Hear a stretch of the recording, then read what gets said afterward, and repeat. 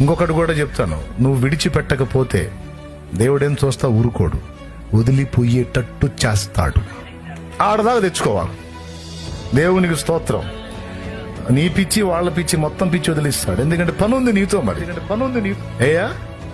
ఏ పట్టుకున్నారో కొంచెం ఆలోచించి వదిలి దేవుని ముందుకి అప్పుడు చూపిస్తాడు. ఇక చూడు ఇదంతా నీదే అంటాడు. ఇంతకీ నీకేది పట్టుకుందో కూడా నీకు తెలియదు. కొంతమందికి అది కూడా తెలియచావదు. నేను అన్ని బాగానే ఉన్నాను, ఏం పట్టుకుందో నాకు అర్థం కాదు. దేవుని ముందుకు రా, ఆ తర్వాతనే చూడగలవు దేవుని కార్యాలు. ఆ తర్వాతనే చూడగలవు. పరిశీలించుకో, నిన్ను నువ్వు పునః ప్రతిష్ఠించుకో, దేవునికి అందుబాటులోకి వెళ్ళు, విశ్వాసంతో అడుగులు వేయి.